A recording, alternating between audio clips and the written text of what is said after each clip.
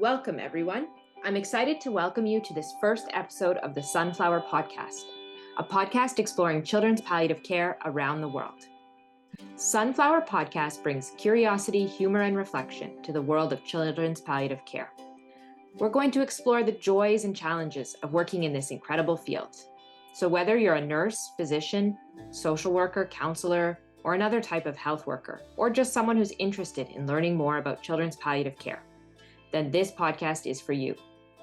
I'm one of your hosts, Megan Doherty, and today I'm joined by my co-host, Dr. Natasha Datoo, a specialist in children's cancer and palliative care.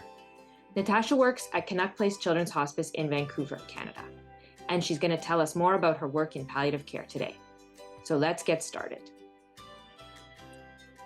So Natasha, it's so nice to have you here today, and maybe you want to just first introduce yourself a little bit for everybody and tell us a bit about what you do. And yeah, for sure. So my name is Natasha Datoo. I am a pediatric oncologist and a pediatric palliative care doctor in Vancouver, Canada. So I work in the oncology department at BC Children's Hospital, which is the main pediatric hospital in our city, as well as Canuck Children's Hospice, which is what it means, children's hospice.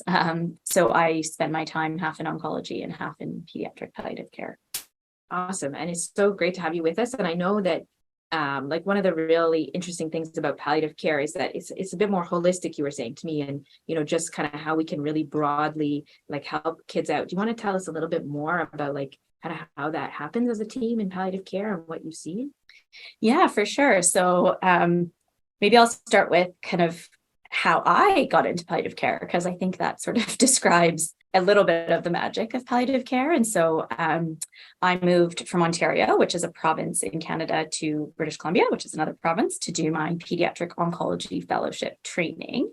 And at our Royal College here, every pediatric oncology trainee does a month of palliative care. And so I got to do it at Canuck Place, which is the pediatric hospice here in Vancouver.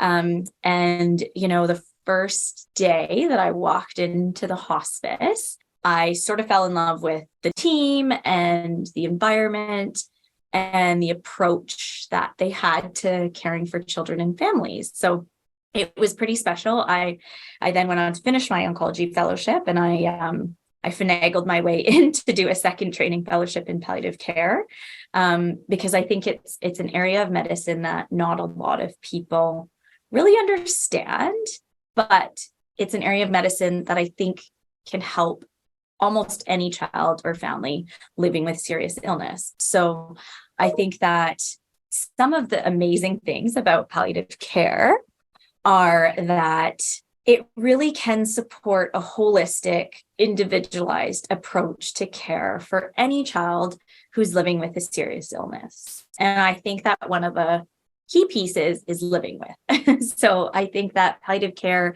in the adult world is usually focused on the imminent dying period. That's shifting as well, which I think is great. But I think pediatric palliative care is actually a little bit more advanced in that context, that we follow children who have any kind of serious illness and they're just living with uncertainty. So it's really hard to live with the ups and downs and not knowing what next week's going to bring or the week after. And that takes a toll on families and their parents and their siblings. And so pediatric palliative care is really there to support the physical aspect of kids who have serious illness. So if they're not feeling well with their symptoms, if they're having pain or they're having nausea, whatever their diagnosis may be, one of the key specialized pieces that we can do is help manage their physical symptoms. But another aspect is how we can support their emotional health, their social health, their spiritual health,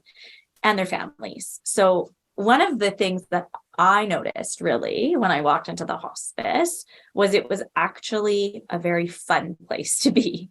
When I walked in, you hear kids running around and playing and their siblings playing. You see, our recreational team, outside in the garden playing tag with the kids. You smell the cookies being baked by our chefs who work at the hospice.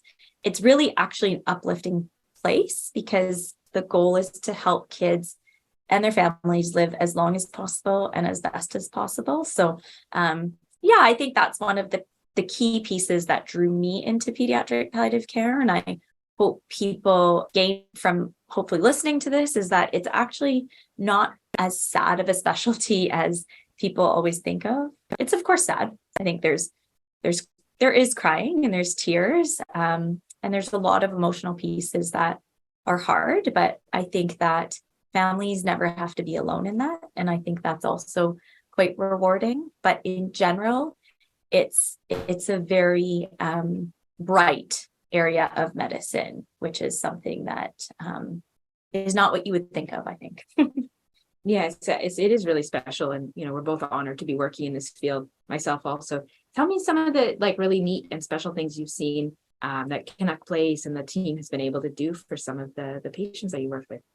Yeah, so we are a whole group of people, and I think most palliative care teams, in a developed country have some aspects of this in their own palliative care teams, but we're a whole group of people. So doctors, nurses, nurse practitioners, chefs, like I said, recreational therapists, counselors, social workers, volunteers who all work together, like I said, to really allow kids to live and do all the things that kids are supposed to do, even if they have a serious illness. So, our rec team is quite magical. And one of the things we really try and do is individualize the care. So how do we do fun things for kids who, may not actually survive into adulthood or may not actually survive into fulfilling the dreams that they always had, right? So, I can think of a teenage girl who she was actually a star basketball player and had played basketball for pretty much her whole life. And she was the star player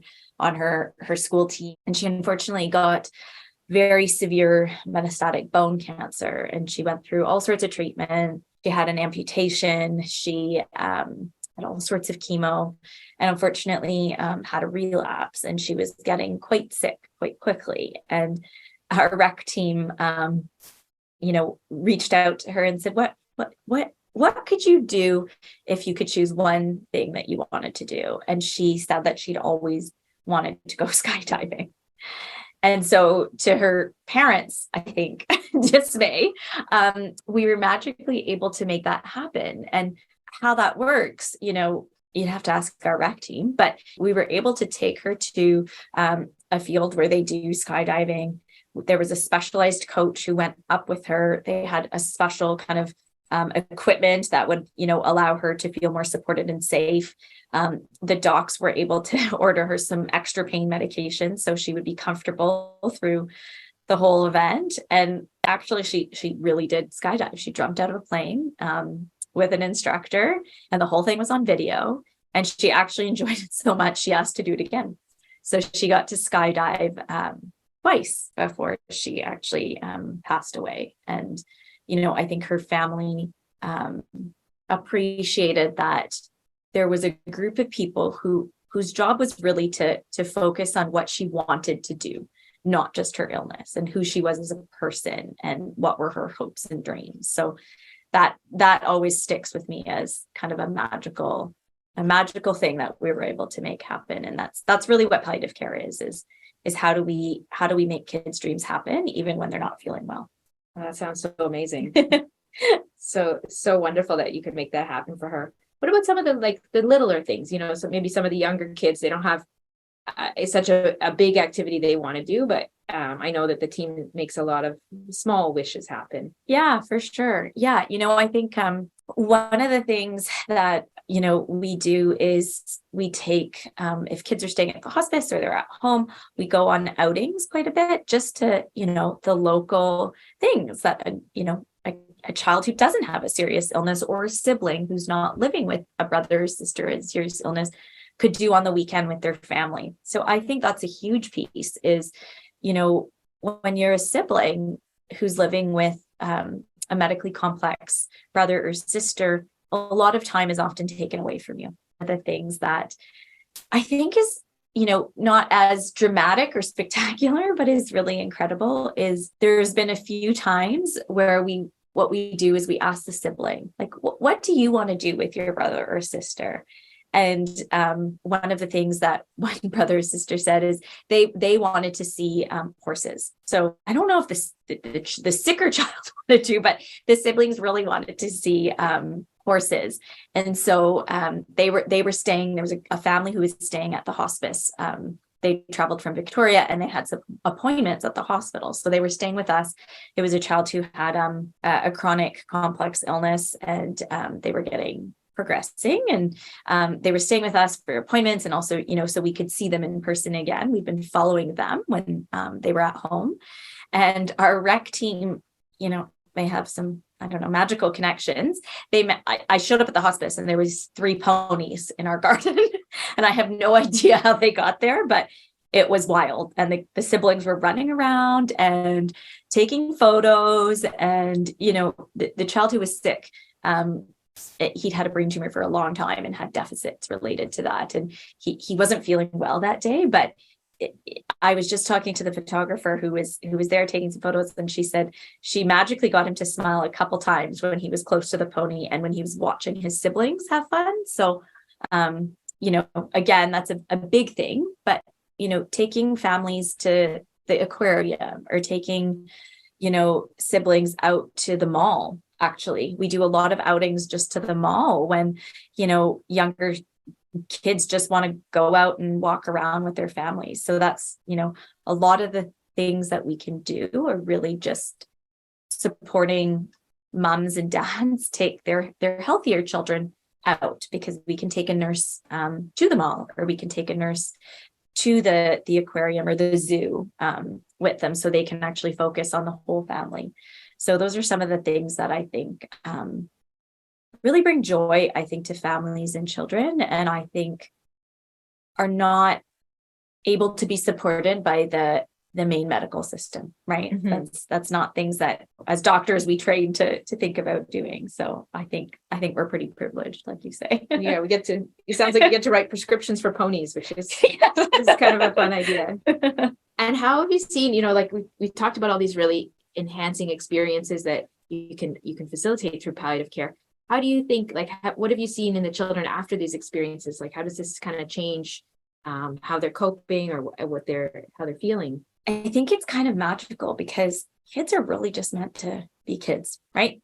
Even when they're really not feeling well, they just want to play, or they want to, be close to their mom or dad, or hang out with their brother or sister, or eat a meal. The difference that you see in, not just for physical symptoms, because, I always tell a family our brain and our body is linked, right? So if our brain is feeling happy and joyful, then our body often feels better. So, I really have seen, especially in kids who, are nonverbal and are in a wheelchair, and they can't tell me they're feeling better, but you see it in their demeanor, right? If a family's happy and they're less stressed, right? So sometimes we have kids who come into the hospice for what we call symptom management. So, their parents have called and said they're crying at home. They won't settle down. They won't eat. They keep throwing up, or they're not tolerating their food. We just don't know what's wrong. And they'll come into the hospice, and mom and dad have someone there, a skilled palliative care nurse, to take care of the child and look at the symptoms. They have, a bed to sleep in, knowing that they're close, but someone's taking care of their child. They get some sleep. Maybe they get a shower. They have counselors around them, and you see the stress level for the whole family unit just come down a notch. And there are so many times where the medically complex child's physical symptoms also calm down. And it's, we've seen it over and over, because, if a child can't tell you that they're just so worried that their mom and dad is so stressed and, exhausted from caring for them, they manifest it as physical symptoms, and they come to the hospice. And so I think, we think about it as a pain and symptom management admission, but it really is a respite admission for the family. And so we do see that a lot, actually. And I think it's one of the most important parts of what we do is supporting moms and dads and any caregiver caring for children with medical needs. So that's one of the things I've noticed, is children sense stress, and moms and dads are stressed, and that's that's understandable. But that's one of the kind of physical aspects that I've seen shift in kids who are coming in. Yeah, definitely. I love how you're saying that, like, mind body connection that's there for all of us. And sometimes we forget about that in a child who can't verbalize it for us, I guess. Yeah. Yeah, for sure. Yeah. I want to bring up a point you touched on earlier, just about siblings. And you mentioned like how important it was, you gave the example of the pony visit for the siblings of the child who was ill.